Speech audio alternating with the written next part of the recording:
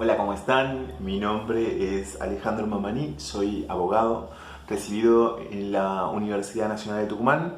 Poseo una especialidad en Derecho Informático, así también como una maestría en Derecho Migratorio y Políticas Migratorias Internacionales de la UNTREF. Eh, Cursé posgrados referentes a Derecho y Defensa del Consumidor y Prevención del Financiamiento del Terrorismo y Lucha contra el Lavado de Dinero. Doy asesoría en incidencia y litigio estratégico para la sociedad civil en temas particulares respecto a derechos humanos en la Asociación de Mujeres Meretrices de la Argentina, el Sindicato de Trabajadoras Sexuales, así también como en AADI, la Asociación de Abogados por el Derecho Indígena, y en ABOSEX, que es Abogados por los Derechos Sexuales. Particularmente nos encontramos acá para el curso de Derecho, Violencia e Interpretación en la Labor Jurisdiccional.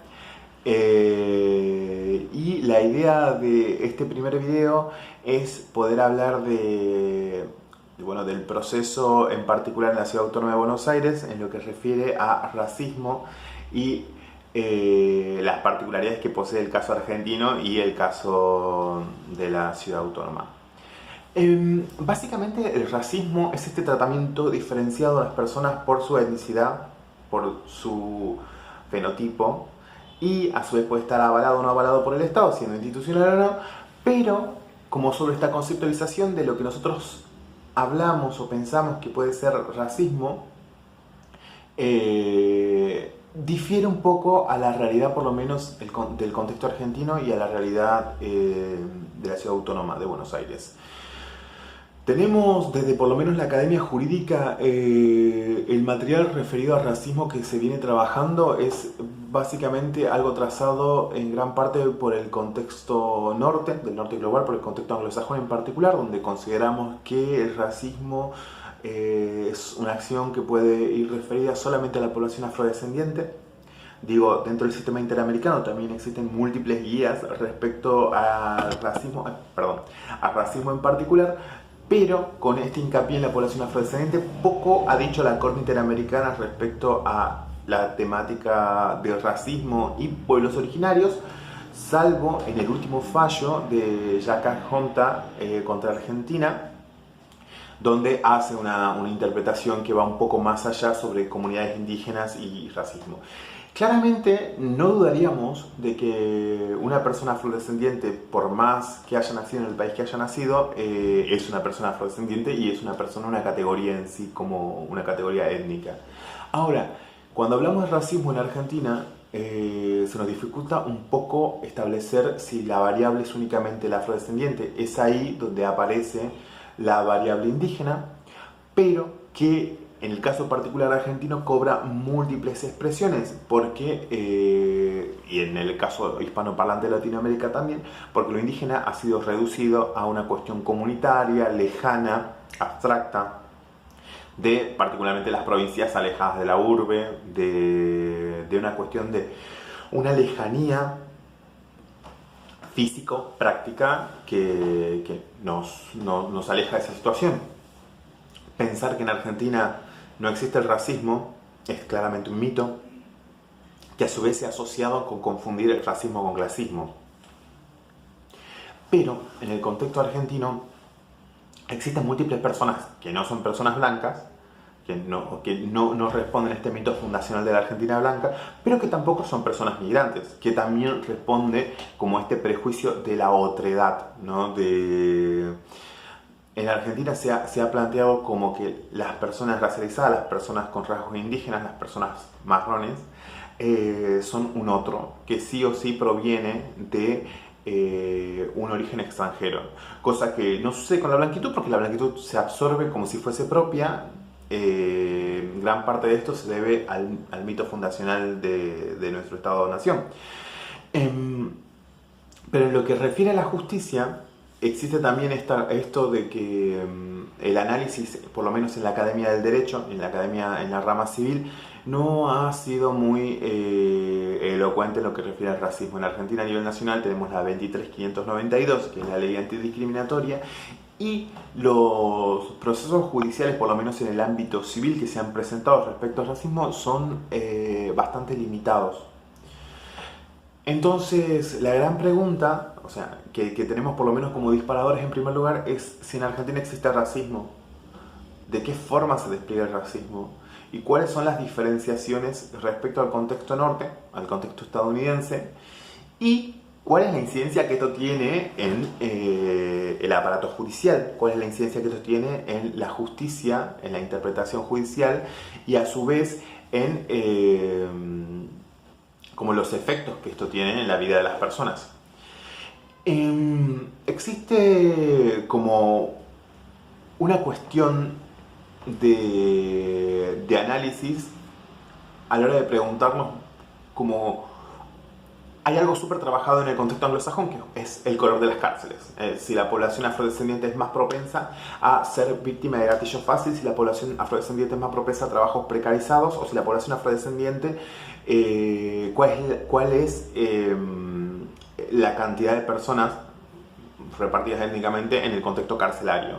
Algo que no existe en la Argentina es trabajado como variable. De hecho, si vamos a las variables de gatillo fácil, se separan en edad y género, no así en lo que refiere a etnicidad.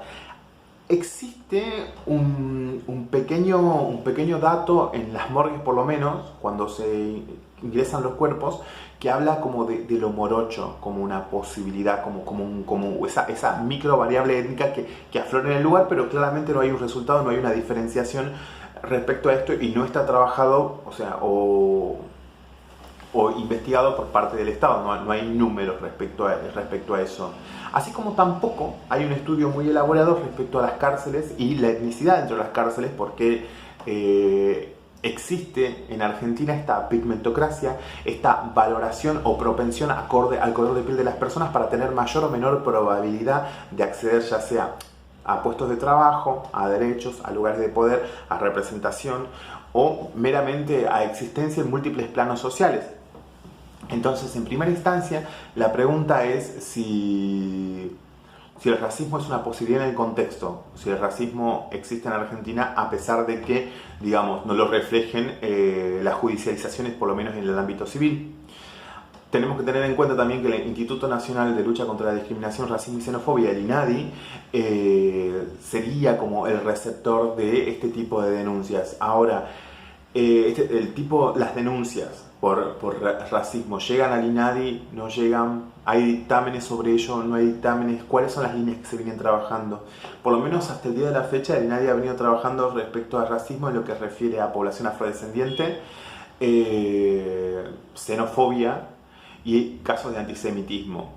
Pero existe esta variable que veníamos planteando anteriormente, como en el caso argentino en particular, de cuál es la población, cuál es el color, cuál es la población que habita en las villas, cuál es la población que habita en las cárceles, cuál es la población que habita en la pobreza, cuál es la población que está precarizada en el ámbito laboral, en particular puede ser en el empleo doméstico o puede ser en la construcción, cuáles son estas personas que habitan esos lugares.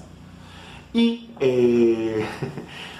podemos ver personas con rasgos indígenas, personas con un fenotipo indígena, con un color de piel marrón, por lo general, muchas otras veces un color de piel más claro, pero con estos rasgos presentes, y que estos rasgos, este color, este fenotipo se asocian a múltiples cuestiones. Entre ellas, una de ellas es la delincuencia, así también como en efectos prácticos si hacemos un recorrido sobre las fotos de las personas que fueron sometidas a violencia institucional, podemos ver un demarcador en común, que es el color o los rasgos de estas personas, mayoritariamente indiados, mayoritariamente pieles marrones que están en este lugar. Podemos ver, si hacemos una observación por el tema de cárceles, cuál es la colorimetría que abunda en esos lugares. Entonces, ¿qué nos bloquea, qué nos hace como sociedad que no hayamos llegado a analizar esta variable? ¿Cuáles son las dificultades que se nos plantean? Y si tiene o no tiene cierta participación sobre esto la estructura judicial, ¿no? Entonces, volviendo al punto, ¿qué hace que algo es preguntarnos, ¿hay una separación respecto a estratos sociales y colores que nos permite, que podemos observar a simple vista? De existir esta colorimetría, de existir esta pigmentocracia que nivela, que estratifica socialmente a las personas. ¿Cuáles son los problemas que se suscitan y cuáles pueden llegar a ser los problemas y o soluciones que se pueden plantear en el plano judicial? Quizás en esta cuestión de la interpretación por parte de los jueces y la estructura judicial respecto a las corporalidades, aparece la variable étnica como una variable invisible, inclusive dentro del espectro de las mujeres, entendiendo que se puede plantear una perspectiva de género en las sentencias judiciales, en el tratamiento de los casos, en la forma de crear herramientas para acceder a la justicia. Existe otra variable además, que es la variable étnica. Digo, no es lo mismo una mujer con rasgos indígenas o una mujer indígena no hispanoparlante que quiera acceder a la justicia que una mujer blanca del contexto urbano. Entonces, con esa variable y este planteamiento, claramente el tratamiento tiene que tratar de ser diferenciado o por lo menos acotarse o acercarse a poder responder a las necesidades particulares de cada uno de los colectivos. Así también como no es lo mismo el caso de las mujeres migrantes. Muchas veces en el contexto argentino se ha confundido xenofobia con racismo. Muchas veces pensamos que nosotros hemos llegado a utilizar nacionalidades como insulto, como lo boliviano, lo peruano, pero no es solamente la nacionalidad lo que está detrás de ello, sino que también está detrás de ello los rasgos étnicos y el color de piel. Nosotros hemos llegado a hablar de lo negro como un concepto de negro y lo relacionado a las villas, negro y relacionado a la clase popular. Pero cuando nosotros hacemos como este ejercicio de sociedad, de significado significante y hablamos de lo negro, imaginamos una persona de esos lugares, por lo general no imaginamos una persona afrodescendiente, imaginamos una persona con rasgos indígenas pero vestido de ropa urbana. Y eso nos plantea que tenemos un escenario diferente en el contexto argentino y que este escenario tiene que ser trabajado y analizado, y más en parte del derecho, porque muchas veces no entender esta variable es lo que termina dificultando el acceso a la justicia para las personas racializadas, así también como continuando con una situación de impunidad respecto a estas comunidades, porque claramente también sucede que muchas veces las cárceles están llenas de personas racializadas sobre las cuales no se ha respetado su debido proceso los tiempos judiciales. Digo, la justicia en una abstracción es esa posibilidad arquitectónica que nos permite el ingreso igualitario a ese universo de una forma igualitaria con quizás una misma... asumimos que hay un mismo tratamiento entre todas las solicitudes de justicia ante el aparato en sí, pero es donde el factor humano, inclusive el factor de prejuicio, termina ejerciendo fuerza sobre estas realidades ajenas. En el caso argentino en particular, tenemos esta variable no nombrada de esto que no es lo afrodescendiente, pero que tampoco es lo blanco, que está en el medio, que tiene rasgos indígenas, pero que no es lo indígena, porque lo indígena refiere a las comunidades. Entonces, al no saber cuál establecer como, o sea, cuál es el nombre, porque claramente estas personas existimos, hace falta, es necesario dar un nombre a esto. Desde ahí, múltiples colectivos vienen militando por la visibilidad del racismo en Argentina, y uno de ellos es uno de los colectivos en los cuales participo, que se llama Identidad Marrón, donde hablamos de lo marrón como un concepto, como un escalón estadio que permite darle un nombre a estas personas descendientes de comunidades indígenas, campesinos e inclusive migrantes andinos o migrantes racializados indígenas que tienen ascendencia indígena, y poder hablar de este concepto, ¿no? Sabemos que el racismo existe, sabemos que puede haber un tratamiento diferenciado, ahora no sabemos qué nombre darle, cómo atrapar esa realidad en una conceptualización. Yendo a un ejemplo súper simple, que se repite día a día en la Ciudad Autónoma de Buenos Aires, por lo menos en el contexto prepandemia, era el tratamiento diferenciado en el ingreso o acceso a bares y boliches. Es muy común que personas racializadas, marrones, indígenas con rasgos andinos, sean rechazadas en los ingresos a los bares o boliches. Ante esto, digo, todo esto justificado en la 23.592 en lo que refiere al derecho de admisión.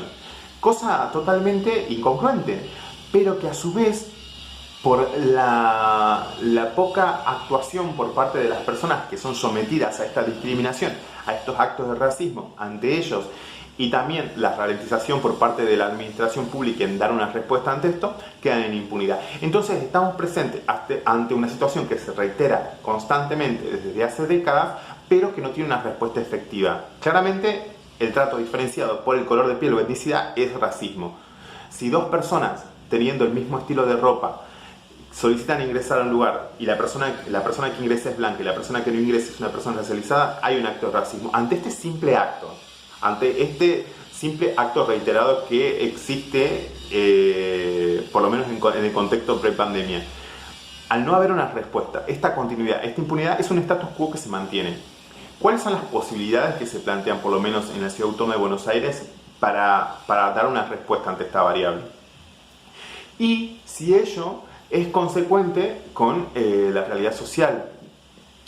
Digo, ¿la estructura judicial está preparada para entender que el racismo no solamente refiere a las personas afrodescendientes? ¿La estructura judicial está preparada para entender que existen otras variables, como pueden ser los problemas que tienen las personas de rasgos asiáticos en el contexto argentino, las personas de rasgos indígenas en el contexto argentino? ¿Estamos preparados para entender como la deuda social que se tiene respecto al racismo en Argentina? ¿Estamos preparados como para ver que este derecho de admisión muchas veces es utilizado para prácticas racistas? Así también como lo es utilizado el derecho a la buena presencia. Digo, en la posibilidad de acceso al trabajo, para muchas personas no es igualitario, y para muchas personas el color de piel es un factor determinante a la hora de acceder o no acceder a un empleo. ¿Cuáles son las respuestas que puede plantear la estructura judicial a ello? ¿Cuáles son las posibilidades de brindar herramientas de acceso a estas personas que sufren este racismo?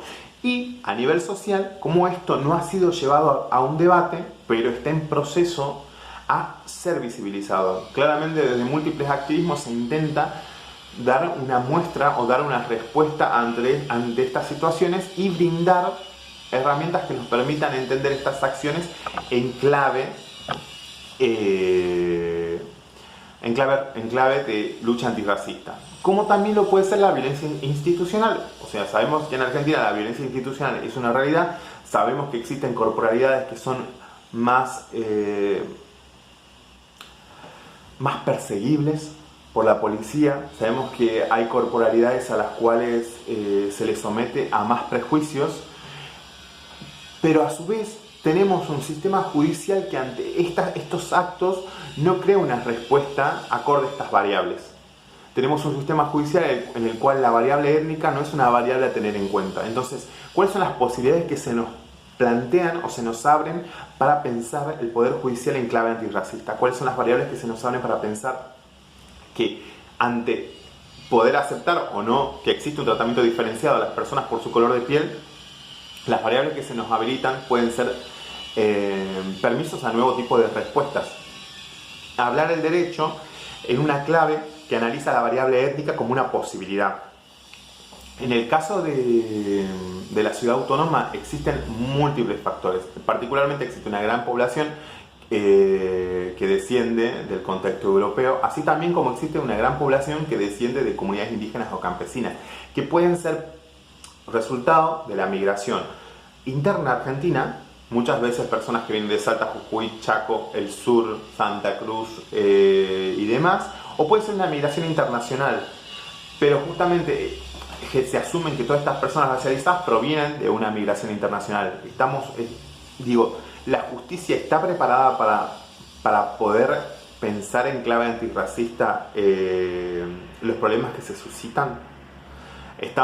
Porque ha sido una gran dificultad, por lo menos de los relevamientos que se ha hecho desde Identidad Marrón, el tema de sortear escollos administrativos o burocráticos para realizar denuncias contra actos racistas.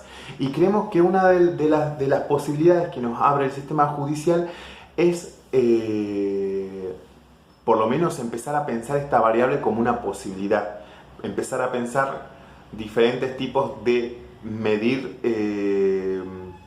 estas situaciones ante los casos, de valorar estas cuestiones, como puede ser el tema de la violencia obstétrica referido a mujeres migrantes, mujeres racializadas, como puede ser el tema de la precarización de los trabajos referidos al empleo doméstico o al empleo de la construcción, o inclusive empleos intermedios, como puede ser el carácter de los enfermeros en Ciudad Autónoma de Buenos Aires, que la mayoría, la gran parte de la población de enfermería de Ciudad Autónoma de Buenos Aires son personas racializadas que provienen de estratos populares y que a su vez se encuentran con diferentes escollos para poder acceder a la justicia en ese lugar. Entonces, la gran pregunta es si la justicia de la Ciudad Autónoma de Buenos Aires tiene la posibilidad de tomar esta variable a la hora de analizar estos casos.